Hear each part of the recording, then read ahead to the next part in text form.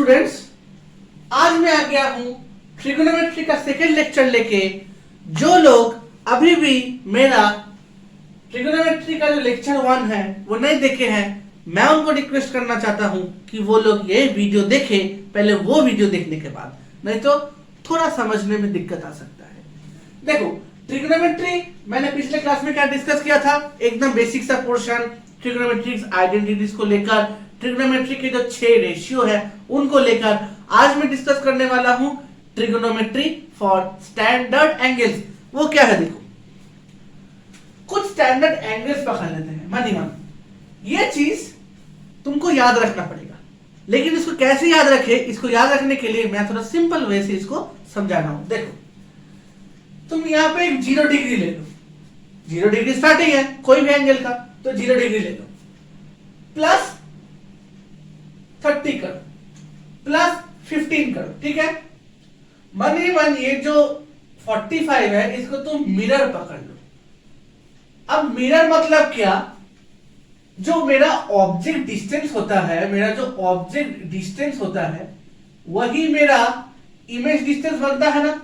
ये एकदम क्या बोले, मतलब मिरर का एकदम बेसिक सा रूल है कि मेरा जो ऑब्जेक्ट डिस्टेंस है, ऑब्जेक्ट से मिरर जितना दूर है, मिरर से इमेज उतना ही दूर होगा। ये तो लॉजिक है ना।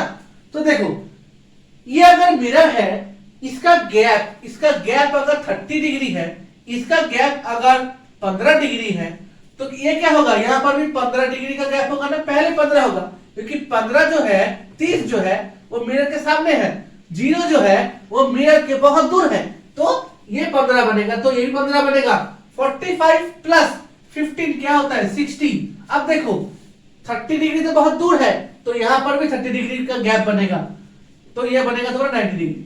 तो ऐसे तुम्हें याद रखना है, 0 30 45 और 45 इज माय मिरर, 0 से 30 30 का गैप, 30 से 45 15 का गैप। अगर यहाँ पे 15 का गैप बन रहा है और ये मेरा मिरर है, तो 15 का गैप, यहां पर भी मेरा 15 का गैप बनेगा। यहां पर 30 का गैप बन रहा है, तो यहां पर भी 30 का गैप बनेगा। तो मेरा जो 5 एंगल है वो रेडी है। अब आते हैं इसके वैल्यूज पे। ये मेरे पांचों के 5 मेरे हैं स्टैंडर्ड एंगल्स। तो trigonometry ratios, trigonometrical ratios for standard angles क्या है, ये जो मैंने 5 एंगल्स अभी लिखा, ये 5 एंगल्स के रिस्पेक्ट पे ट्रिगोनोमेट्रिक रेशियोज का जो वैल्यू है वही मुझे जानना है। ये है तुम्हारा थीटस का वैल्यू। अभी हम आते हैं साइन थीटा के वैल्यू पर, उसके बाद हम आएंगे कॉस थीटा के वैल्यू पर, उसके बाद हम आएंगे टैन थीटा के वैल्यू पर, उसके बाद हम आएंगे कोसेक थीटा के वैल्यू पर, उसके बाद हम आएंगे सेक थीटा के वैल्यू के ऊपर, उसके बाद हम आएंगे एट लास्ट कॉट थीटा के वैल्यू के ऊपर। तुम बोलोगे कि भाई कितना याद करना पड़ेगा, मैथ्स कितना बोरिंग है। मैं बोल रहा हूं नहीं, तुम्हें सिर्फ एक जो रो है सिर्फ वही याद रखना पड़ेगा, बाकी ऑटोमेटिकली हो जाएगा। देखो कैसे, तुम्हें क्या करना है, जो एंगल का जो वैल्यूज है, रिस्पेक्टिव जो वैल्यूज है, हर किसी में बाई 4 पहले लिख देना है। क्या करना है, पहले बाई 4 सब में लिख देना है। क्यों 4 आ रहा है मैं ये बताऊंगा, मैं जरूर बताऊंगा। फिर क्या करना है, 0 से लेकर 4 तक बिठा दो, सब ऊपर न्यूमरेटर में, ठीक है। तो पहला रूल क्या है, डिनोमिनेटर में सब बाई 4 लिखना है, न्यूमरेटर में क्या करना है, 0 से लेकर 4 तक कंटिन्यूअस लिखते जाना है। फिर क्या करना है, सबका स्क्वायर रूट करना है। क्या है, सबका स्क्वायर रूट करना है। हो गया, इतना तक ही करना है बस, और कुछ नहीं। अब वैल्यू निकालो, इसका वैल्यू होगा 0, है ना, इसका वैल्यू होगा 0, है ना। क्यों, न्यूमरेटर मेरा 0 है तो 0 तो बनेगा ही। इसका वैल्यू बना मेरा 0, इसका वैल्यू क्या बनेगा, दैट इज 1/√4, दैट इज 1/2। इसका वैल्यू क्या बनेगा, देखो इसका वैल्यू क्या बनेगा, 1/2, दैट इज 1/√2। ये बना मेरा 1/√2। ये क्या बनेगा, √3/2। ये क्या बनेगा, 1 बनेगा, है ना। तो मेरा क्या बना, ये 0, हाफ, 1/√2 √3/2 और ये बना 1। ये मैंने जिस ऑर्डर में लिखा है 0, हाफ, 1/√2, √3/2, 1, इसका रिवर्स करके cos थीटा में लिख दो। तो पहले आएगा 1, लास्ट में आएगा 0।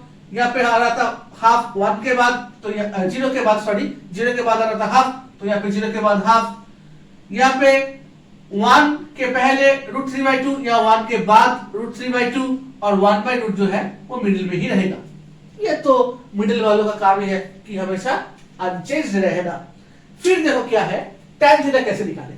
मैं एक फॉर्मूला बताना चाहता हूं कि sin theta by cos theta ये मेरा tan थीटा होगा।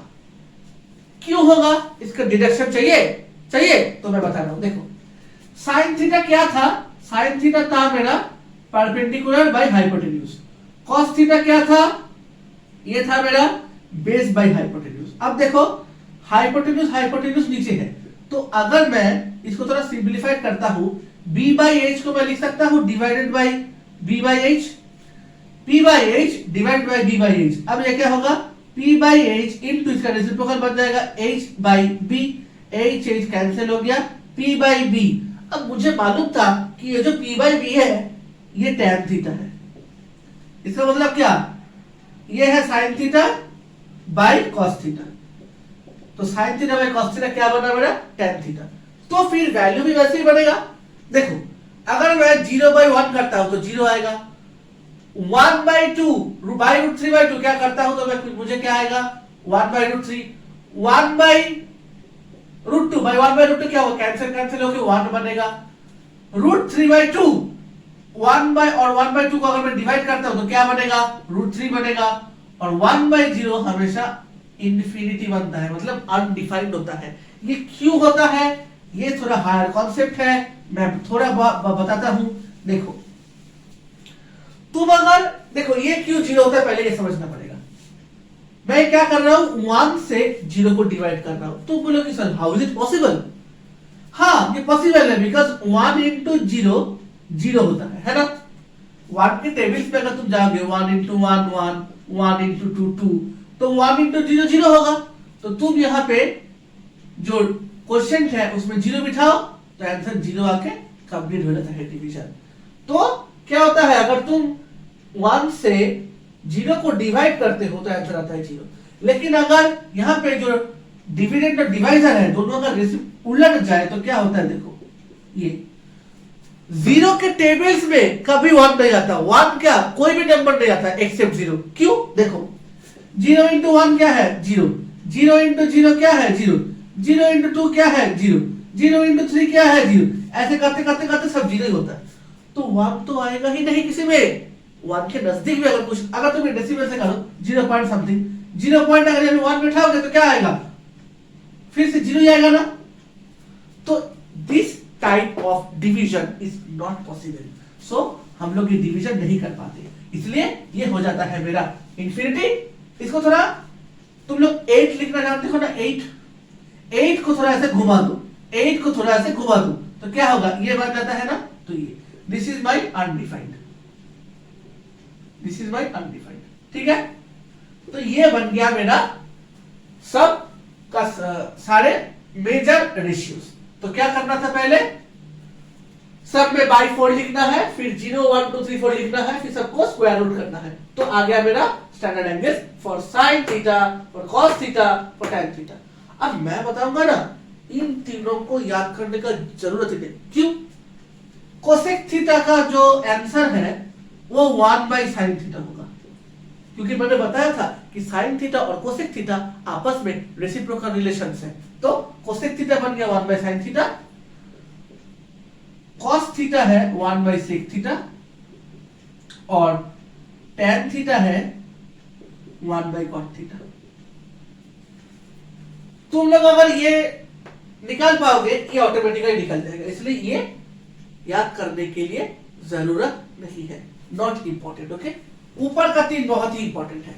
ऊपर का तीनों में से ऊपर वाला साइन थीटा सबसे इंपॉर्टेंट है। तो क्या करना है, 0 30 45 60 90, 45 को मिरर पकड़ना है, ये 30 का गैप, ये 15 का गैप, ये फिर से 15 का गैप, और लास्ट में 30 का गैप, और ऐसे करके तुम्हें याद रखना है, ठीक है। अगर ये नहीं करोगे तो बहुत ही प्रॉब्लम हो जाएगा।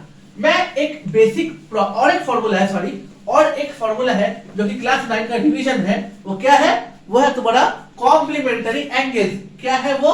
Complementary angles. मैं ये करके आज स्टॉप करूंगा और नेक्स्ट क्लास 3 से मैं सम्स पे आऊंगा जो कि बहुत ही इंपॉर्टेंट है। कॉम्प्लीमेंट्री एंगल्स क्या है? देखो, साइन 90 डिग्री माइनस थीटा क्या होता है? कॉस थीटा होता है। Cos 90 degree minus theta sine theta होता है। मतलब क्या? कॉस जो है और साइन जो है वो आपस में चेंज होते हैं। देखो ये ऊपर वाला रिलेशन है, तुम देखो ये सेटिस्फाई होता है। साइन अगर 90 माइनस थीटा है तो कॉस थीटा, कॉस अगर 90 माइनस थीटा है तो साइन थीटा। मतलब कॉस का जो कॉम्प्लीमेंट्री मतलब क्या? कोई भी दो एंगल को अगर हम ऐड करेंगे, अगर उसका आंसर 90 डिग्री आता है तो I can say that these angles are complementary angles. समझ में आया? और क्या कह सकते हैं? अगर कोई भी दो एंगल का आंसर 90 डिग्री आया तो हम लोग कह सकते हैं कि angle is the complement of the other angle. समझ में आया? और एक बार बता रहे, देखो कोई भी दो एंगल का एडिशन अगर 90 डिग्री आया तो हम कह सकते हैं कि दोनों जो एंगल है वो कॉम्प्लीमेंट्री एंगल्स हैं। और कॉम्प्लीमेंट कब बताएंगे? मतलब ये पहले वाला पोर्शन कॉम्प्लीमेंट कब बताएंगे? जब अगर दोनों का एंगल का एडिशन अगर 90 डिग्री होता है तब any one of the angle is the complement of the other angle. मतलब यहाँ पे साइन और कॉस जो है ये आपस में कॉम्प्लीमेंट्स है। समझ में आया? ये आपस में कॉम्प्लीमेंट्स है। तो इसके जैसे ही tan और cot आपस में कॉम्प्लीमेंट्री एंगल्स हैं। कोसेक और सेक आपस में कॉम्प्लीमेंट्री एंगल्स हैं। मतलब क्या? कोसेक 90 डिग्री माइनस थीटा ये होता है sec theta. tan 90 degree minus theta ये होता है cot theta. cot 90 degree minus theta ये होता है tan theta. Sec 90 degree minus theta ये होता है कोसेक थीटा। यही है मेरे कुछ कॉम्प्लीमेंट्री एंगल्स के रिलेशन जो सम्स करने के लिए बहुत ही इंपॉर्टेंट है, क्योंकि मैं यही काम में लाऊंगा।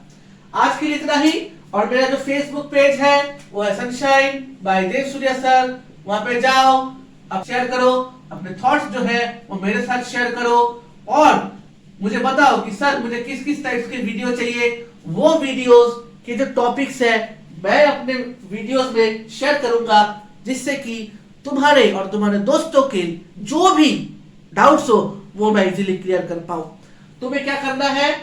मैं जो पढ़ा रहा हूं उसका अपने कॉपी में एक नोट बना लेना है बहुत अच्छे तरीके से, ताकि तुम जब बोर्ड एग्जामिनेशंस देने जाओ या फिर स्कूल एग्जामिनेशंस देने जाओ एकदम आंखों के सामने रहे। और क्या करना है? मेरा जो YouTube चैनल है और मेरा जो YouTube वीडियो है उसको लाइक करो, ऑब्वियसली उसको सब्सक्राइब करो और अपने भिन्न भिन्न दोस्तों के साथ उसको शेयर करो। Thank you for watching this video. Thank you very much.